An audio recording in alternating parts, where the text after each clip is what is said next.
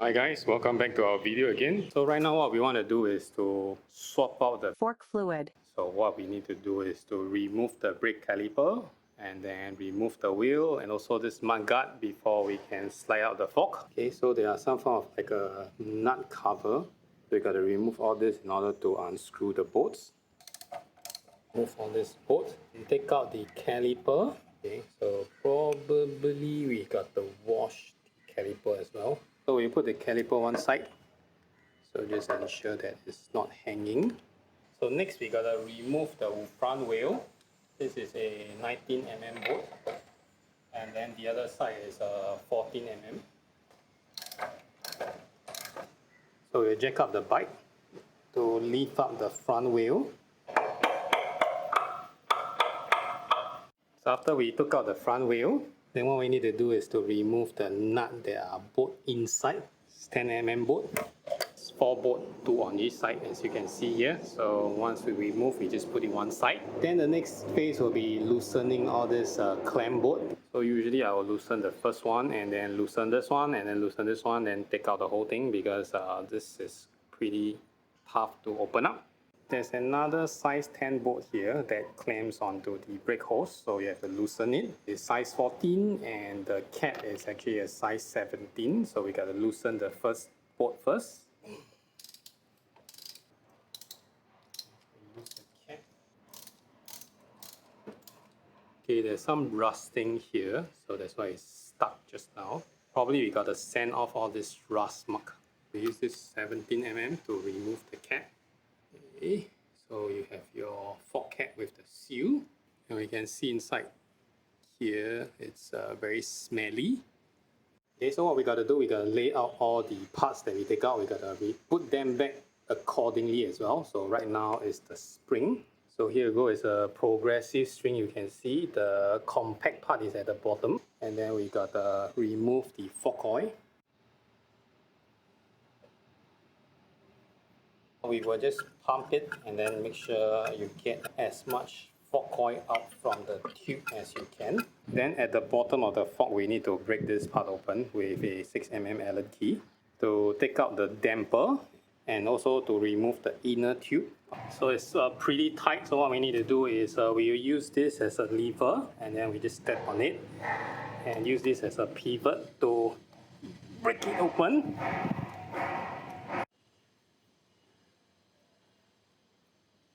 You can see all the grime leaking out from all the fork. So right now we gotta remove the fork seal.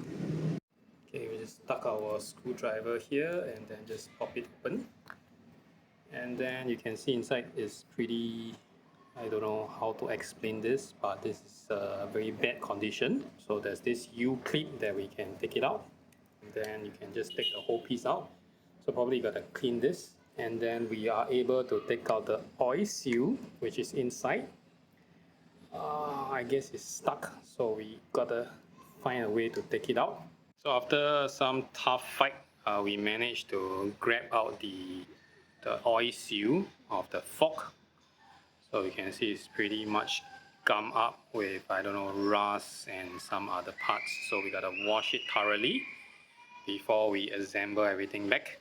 So right now we will install the fork back with the original oil seal and the dust seal. So first off, we need to put in this backing plate. Okay, then the oil seal. So this is the top, the one with the wider opening. This one's smaller opening. Okay, the wider opening is at the bottom. So sit in, and then we will use the old seal to hammer in. So we won't damage the new oil seal. Okay, so more or less you see that it's underneath the groove. This is when you can put in the C-clip. So just make sure that the C-clip is within the groove. You'll be able to install this with the damper rod. So the damper rod will go all the way in with the spring. So it will come out from the other end. Then we'll have a cap. Okay, so to prevent any friction on the new seal, so we just oil the edges of the seal with some fresh fork oil. Then we will insert this tube into this fork body. Okay, like that. And then we just match the hole and screw that screw in. So now all we need to do is just tighten it back. So the very same process, we will oil the inside, the top, okay, and then just stuff it in. Okay, so this is pretty easy. You can just use your finger and some pressure. You should be able to slowly and surely to fit it in. So on the manual it's stated 122, but I think it's a little bit more plus minus here and there. So what we gotta do is we gotta pour in about 125-ish, and then we will measure. So you set your suspension all the way to the bottom, and then this is, the tip is dry, and then we just put it to the end and take it out. So it's still dry, we are still short, so we just keep on topping up until it reaches the tip. Once it's measured and ready, so you can just put in the springs. Just remember it's a progressive spring. The largest space one should be on top, the closer one should be at the bottom. And then we are ready to lock up the cap.